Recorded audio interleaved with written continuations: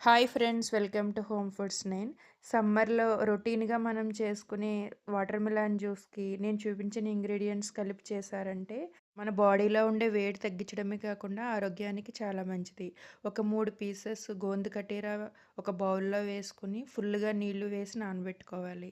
అలాగే 2 టేబుల్ స్పూన్ల సబ్జా సీడ్స్ కూడా వేసుకొని నానబెట్టుకోవాలి. ఇవి కనీసం 6-8 గంటలైనా నానితే బావుంటాయి. ఈ గోందు కట్టిర చూడటానికి చిన్న చిన్న పీసెస్‌లా ఉంటాయి. కానీ నీళ్లు పోసి నానబెట్టిన తర్వాత బౌల్ మొత్తం జెల్లులాగా ఫామ్ అవుతాయి. పుచ్చకాయ సెలెక్ట్ చేసుకునేటప్పుడు చిన్న పీస్ కట్ చేయించుకొని బావుంటేనే తీసుకోండి. కొన్ని పుచ్చకాయలు చూడటానికి బావుంటాయి కానీ టేస్ట్ అంత బావుండవు. మీరు ఫస్ట్ టైం నా ఛానల్ చూస్తున్నట్లయితే సబ్స్క్రైబ్ చేసుకోండి. మరిన్ని హెల్తీ రెసిపీస్ పోస్ట్ చేస్తూ ఉంటాను. ఈ జ్యూస్ మీకు నచ్చితే లైక్ చేసి, మీరు కూడా ట్రై చేసి టేస్ట్ మీకు ఎలా అనిపించిందో కమెంట్ రూపంలో మీ అభిప్రాయం నాకు తెలియచేయండి. రుచి కోసం ఒక టేబుల్ స్పూన్ చక్కెర వేశాను. నాకైతే ఈ పుచ్చకాయ మొత్తానికి ఒక టేబుల్ స్పూన్ సరిపోయింది. మీరు కొంచెం ఎక్కువ కావాలనుకుంటే ఇంకొక టేబుల్ స్పూన్ ఎక్స్ట్రా వేసుకోండి. ఈ జ్యూస్ మొత్తాన్ని వడకట్టుకోవాలి.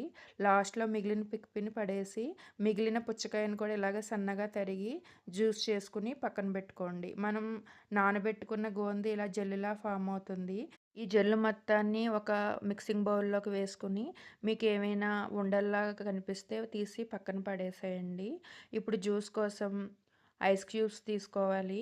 మీరు ఈ జ్యూస్‌లో ఎక్స్ట్రా టేస్ట్ కోసం ఒక టేబుల్ స్పూన్ నిమ్మరసం, కొన్ని పుదీనా ఆకులు కూడా వేసుకోవచ్చు. ఈ జ్యూస్ మొత్తాన్ని ఒక సర్వింగ్ జార్‌లోకి వేసుకొని, ఐస్ క్యూబ్స్, మనం ముందుగా నానబెట్టి పెట్టుకున్న సబ్జా సీడ్స్ మొత్తం నీళ్ళతో సహా వేసేయండి. ఐస్ క్యూబ్స్ మీకు తగినన్ని వేసుకోండి. మీకు కూలింగ్ సరిపోయేలాగా.